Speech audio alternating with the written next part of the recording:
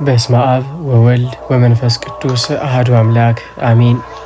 ሰላም ጤና ይስጥልኝ የቻናላችን ቤተሰቦች፣ እንኳን ለታላቁ የአብይ ጾም በሰላም አደረሳችሁ።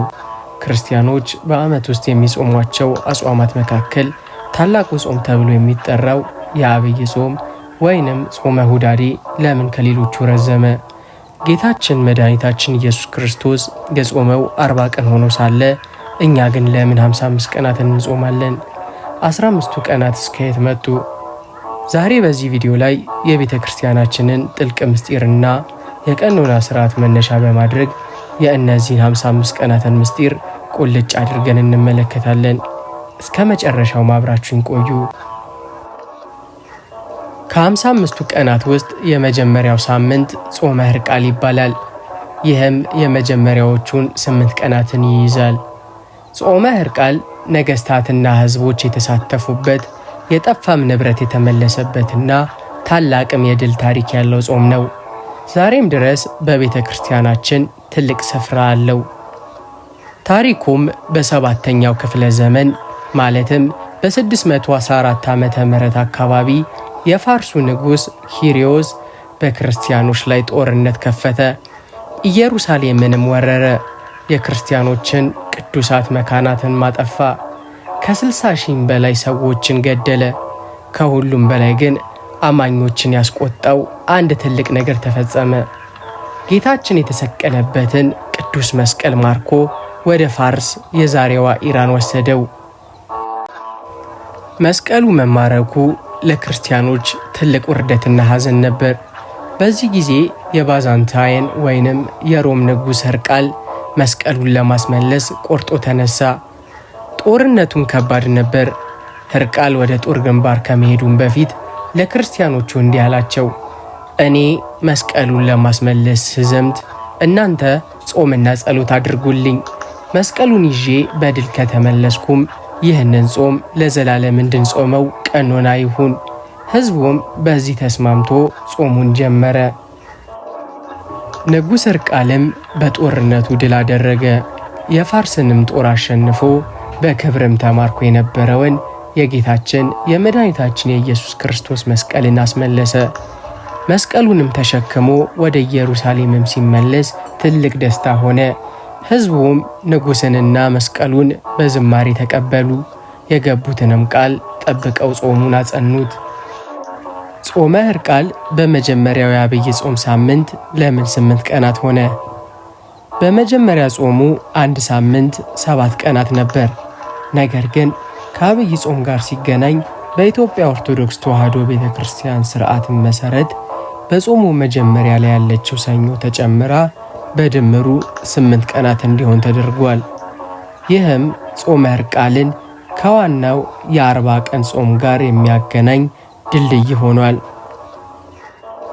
በጾመ ሕርቃል ወቅት የጠፋውን መስቀል እንደምንፈልግ ሁሉ እኛም በኃጢአት የተማረከውን ማንነታችንን ለመፈለግና ወደ እግዚአብሔር ለመመለስ የምንወስነው ውሳኔ ነው። የቤተ ክርስቲያናችን አባቶች ጾመ ሕርቃልን መነሳሻ ይሉታል። አንድ ትልቅ ግብዣ ከመደረጉ በፊት ቤቱ እንደሚጸዳ ሁሉ ታላቁን ጾም 40ውን ቀን ከመጀመራችን በፊት ራሳችንን የምናዘጋጅበት ነው። ሰውነታችንን ከምግብ ነፍሳችንን ደግሞ ከክፉ ሐሳብ በማላመድ ለታላቁ ተጋድሎ የምንሰለጥንበት የልምምድ ሜዳ ነው። ጥንታውያን ክርስቲያኖች ለንጉሥ ሕርቃል ብትዘምት እንጾማለን ብለው ቃል ገብተውለት ነበር። ንጉሡም ሞቶ ካለፈም በኋላ ቃላቸውን አላጠፉም፣ ለትውልድ አስተላለፉት እንጂ። ይህም ጾም ለእግዚአብሔርና ለቤተ ክርስቲያናችን የምንገባውን ቃል ኪዳን መጠበቅ እንዳለብን ያስተምረናል። በፈተና ጊዜ ብቻ ሳይሆን በድል ጊዜም እግዚአብሔርን ማመስገንና የገባነውንም ቃል መፈጸም እንዳለብን ያሳየናል። ንጉሥ ሕርቃል መስቀሉን ያስመለሰው በሰራዊቱ ጥንካሬ ብቻ ሳይሆን በሕዝቡ ጸሎትና ጾም ጭምር እንደሆነ ይታመናል። በሕይወታችን ያሉትን የፋርስ ንጉሥ ማለትም ሰይጣንና ፈተናዎቹን ማሸነፍ የምንችለው በጉልበታችን ሳይሆን በጾምና በጸሎት እንደሆነ መንፈሳዊ ትምህርት ይሰጠናል። ይህ ጾም የተጀመረው በዓለም ዙሪያ ያሉ ክርስቲያኖች ለአንድ ዓላማ ለመስቀሉ መመለስ በጋራ በመጾማቸው ነው። በአብይ ጾም ወቅት ሁላችንም በአንድ ልብ ሆነን ስንጾም በክርስቶስ ፍቅር አንድ መሆናችንንና የአንዱ ችግር የሌላው ችግር መሆኑን በተግባር የምናሳይበት ነው። ስለዚህ ጾመ ሕርቃልን ስንጾም ታሪኩን ለማሰብ ብቻ ሳይሆን በውስጣችን የተማረከውን ሰላም፣ ፍቅርና ጽድቅም በጾምና በጸሎት ለማስመለስ ጭምር መሆን አለበት። እንግዲህ ተመልካቾቼ ጾመ ሕርቃል በአብይ ጾም 55 ቀናት መካከል የሚገኝ የመጀመሪያዎቹ 8 ቀናት ናቸው። ይህም ጾም የሚነግረን ትልቅ እውነት አለ። የጠፋው ይመለሳል፣ የተማረከው ይፈታል የሚል ነው። ልክ ንጉሥ ሕርቃልና የጊዜው ክርስቲያኖች በጾምና በጸሎት ተረባርበው በጠላት እጅ የነበረውን የጌታችንን መስቀል እንዳስመለሱ ሁሉ እኛም በዚህ በጾም ወቅት በኃጢአት የተማረከውን ማንነታችንን፣ የጠፋውንም ሰላማችንን፣ የራቀንን የእግዚአብሔርን መንግሥት የምናስመልስበት ሳምንት ነው። በዚህ ጾም ውስጥ ስንቆይ ልናስባቸው የሚገቡ 3 ቁልፍ ነጥቦች አሉ። አንደኛው ተስፋ አትቁረጡ። መስቀሉ ለ14 ዓመታት በፋርስ ምርኮ ነበር፣ ግን በጾም ተመለሰ።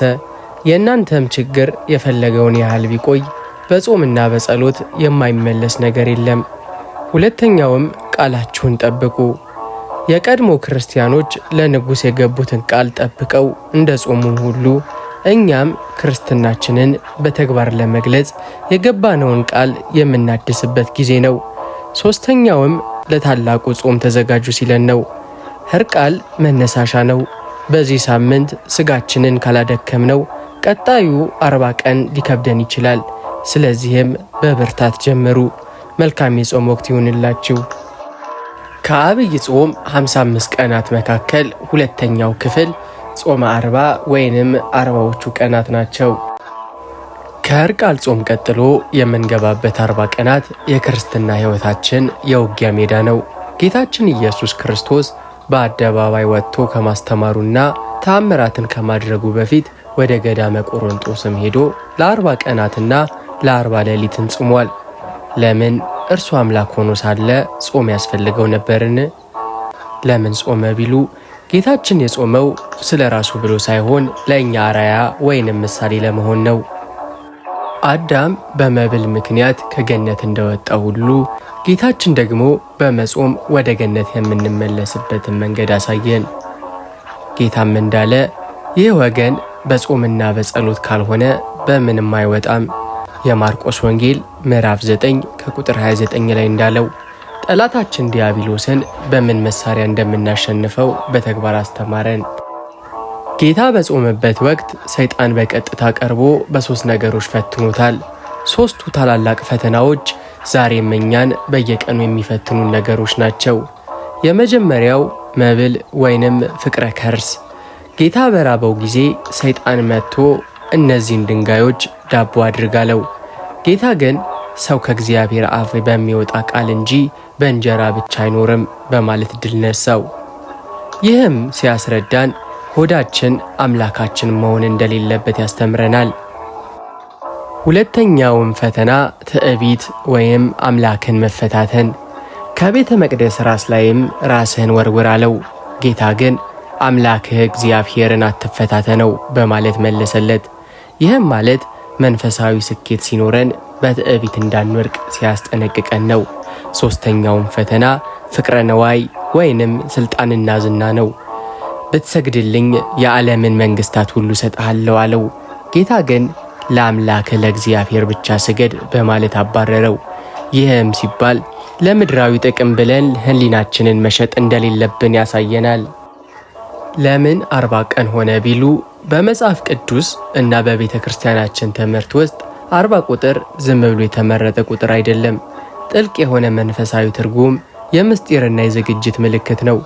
ጌታችን ለምን 40 ቀን እንደጾመና ምስጢሩ ምን እንደሆነ በሚከተሉት ነጥቦች ማየት እንችላለን። የመጀመሪያው የዝግጅትና የለውጥ ምልክት በመሆኑ በመጽሐፍ ቅዱስ ውስጥ 40 ቁጥር አንድ ትልቅ መንፈሳዊ ጉዞ ከመጀመሩ ወይንም ለውጥ ከመምጣቱ በፊት የሚደረግ የዝግጅት ጊዜ ነው። የጥፋት ውሃ ምድር ከኃጢአት ነስታ አዲስ ሕይወት ከመጀመሯን በፊት 40 ቀንና 40 ሌሊት ዝናብ ዘንቧል። ሌላኛውም የእስራኤል ጉዞ እስራኤላውያን ወደ ከነዓን ወደ ተስፋይቱ ምድር ከመግባታቸው በፊት በምድረ በዳ ላይ 40 ዓመትን ተጉዘዋልና። ሌላኛውም የነነዌ ሕዝብ የነነዌ ሰዎች ንስሐ ገብተው ከጥፋት ለመዳን 40 ቀን ተሰጥቷቸው ነበር። ጌታችን የሕግና የነቢያት ማጠቃለያ መሆኑን ለማሳየት ቀድሞ የነበሩት ታላላቅ ነቢያት በጾሙት ቁጥር ጾሟል። ሙሴ የጌታን ሕግ ለመቀበል በደብረ ሲና 40 ቀን ጾሟል። ኤልያስ የእግዚአብሔርን ድምፅ ለመስማትና ወደ ኮሬብ ተራራ ለመድረስ 40 ቀን ጾሟል። ጌታችን ሙሴና ኤልያስ በጾም ያገኙትን ክብር እርሱ ደግሞ እውነተኛው የሕግ ሰጪና የነቢያት አምላክ መሆኑን ለማረጋገጥ 40 ቀን ጾመ። በቤተ ክርስቲያን ትምህርት በተለይም በመጽሐፈ አዳም መሠረት አዳም ከገነት ሲወጣ እግዚአብሔር ለአዳም የገባለት ቃል ኪዳን ነበር። አዳም በገነት ውስጥ የቆየው ለ40 ቀናት እንደነበርና ከዚያም በሳተው ሳምንት በ47ኛው ቀን እንደወጣ ይነገራል። ጌታችንም አዳም በገነት የቆየባቸውንና የጠፋባቸውን ቀናት ለመተካት 40 ቀን በገዳም ጾመ። አዳም በመብል እንደተሸነፈ ጌታችንም በመጾም መለሰው። አንዳንድ የቤተ ክርስቲያን ሊቃውንት እንደሚያስተምሩት የሰው ልጅ በእናቱ ማኅፀን ውስጥ ተቀርጾ ወይም ተስሎ የሚጨርሰው በ40 ቀናት ውስጥ ነው። ስለዚህም ጌታ 40 ቀን መጾሙ መላው የሰው ልጅ ባህሪን ለመቀደስ ባህሪያችንንም ለማደስ መሆኑን ያመላክታል። ሰይጣን ሰውን የሚፈትነው በስጋዊ ፍላጎቱ ነው። ጌታችን 40 ቀንና ሌሊት ሲጾም እጅግ ተራበ። በዚያ በረሃብ ጽንፍ ላይ ሆኖ ሰይጣን ሲመጣ በቃለ እግዚአብሔር አሸነፈው። ይህ የሚያሳየው የሰው ልጅ ለ40 ቀን በመጾም ስጋውን ካደከመ ነፍሱ በረድኤት ትበረታለች፣ ሰይጣንንም ድል ትነሳለች የሚል ትምህርት አለው። ስለዚህ 40 ቀን የምንጾመው ዝም ብለን ቁጥር ለመቁጠር ሳይሆን እንደ ሙሴ የእግዚአብሔርን ቃል ለመስማት፣ እንደ ኤልያስ መንፈሳዊ ኃይልን ለማግኘት፣ እንደ ጌታችን ሰይጣንን ድል ለመንሳት የምንዘጋጅበት የቅድስና ጊዜ ስለሆነ ነው። የአብይ ጾም 55 ቀናት መካከል የመጨረሻ ወደ ሆነው የጾሙ ክፍል ማለትም ወደ ሰሞነ ሕማማት 7ቱ ቀን እንለፍ። ጌታችን 40 ቀን ጾሞ ሰይጣንን ድል ካደረገ በኋላ የመጨረሻውና እጅግ አስቸጋሪው ሳምንት ይመጣል። ይህ ሳምንት ሰሞነ ሕማማት ይባላል። እኛም ከጾመ 40 ቀጥሎ 7 ቀናትን እንጾማለን። ለምንስ ከ40ው ቀን ጋር አልተቆጠረም? ብዙ ሰዎች የሚሳሳቱት ነጥብ እዚህ ጋር ነው። ጌታ የጾመው 40 ቀን ብቻ ነው። በዚህ ወቅት መከራ አልተቀበለም። ምክንያቱም ጾመ 40 ጌታ በገዳም በፈቃዱ የጾመው ጾም ሲሆን፣ ሕማማት ግን ጌታ ስለኛ ቤዛ ሊሆን የተቀበለው መከራ የሚታሰብበት ነው። ተምሳሌቱም 40ው ቀን የድል ምልክት ሲሆን፣ ሕማማት ግን የመስዋዕትነት ምልክት ነው።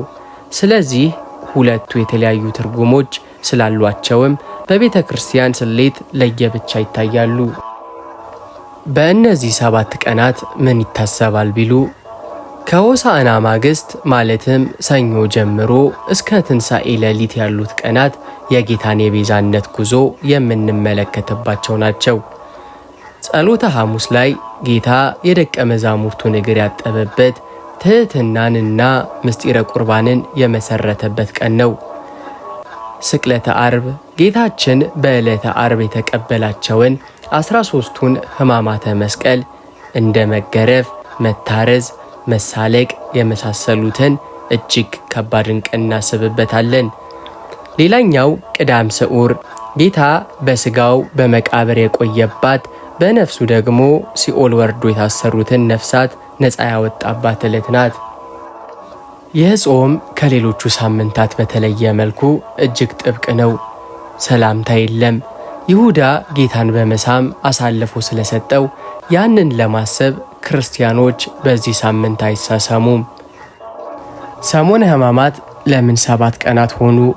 የሳምንት ከሰኞ እስከ እሁድ ትንሣኤ 7 ቀን የሆነው የፍጥረት ሳምንት እግዚአብሔር ዓለምን በ7 ቀናት እንደፈጠረ ሁሉ በበደል የጠፋውን ዓለም ደግሞም በሰባተኛው ቀናት ሕማማቱና ትንሣኤው እንደገና አድሶታል። ሌላኛው የድካም ካሳ አዳምና ሔዋን በሰባተኛው ቀን ከገነት መውጣታቸውን ለማሰብ ጌታ ደግሞ በሰባተኛው ቀን በሰንበት በመቃብር አርፎ ለሰው ልጅ እረፍትን ሰጥቶታል። ወዳጆቼ ሆይ የአብይን ጾም 55 ቀናት በ3 ምድብ ከፍለን ተመልክተናል። የመጀመሪያው ምድብ ጾመ ሕርቃል ወይንም 8 ቀናት ናቸው። የመስቀሉን መመለስና የጾሙ መዘጋጃ እንደሆነ አይተናል። ሁለተኛውም ክፍል ጾመ 40 ወይንም 40ዎቹ ቀናት ናቸው። ጌታ ሰይጣንን ድል የነሳበት ጾም ነው። የመጨረሻው ክፍል ደግሞ ሰሞነ ሕማማት ወይንም 7ቱ ቀናት ናቸው። ጌታ ስለ እኛ የተቀበለውን መከራ የምናስብበት ቀን ነው። በድምሩም በአጠቃላይ 8ቱ 40ውና 7ቱ አጠቃላይ ድምራቸው 55 ቀናትን ይሰጡናል። ስለዚህም ነው በአብይ ጾም 55 ዕለት ወይንም ቀናትን የምንጾመው። ወዳጆቼ ሆይ 55 ቀናትን የምንጾመው ስለ ራበን ሳይሆን ከሕርቃል ጋር መስቀላችንን አግኝተን ከጌታ ጋርም ሰይጣንን ድል ነስተን በሕማማትም አልፈን የትንሣኤውን ብርሃን ለማየት ነው። ጾሙ የበረከትና የሰላም ይሁንላችሁ። በመጨረሻም ይህንን መንፈሳዊ ይዘት ላይክ፣ ሰብስክራይብ በማድረግ እንዲሁም የደውል ምልክቱን በመጫን ለሌሎች ወዳጆቻችሁን በማካፈል የበረከት ተካፋይ እንድትሆኑ እጋብዛችኋለሁ። በሚቀጥለው መንፈሳዊ ጉዞ እስከምንገናኝ ሰላም እግዚአብሔር አይለያችሁ። ወስብሐት ለእግዚአብሔር። አሜን።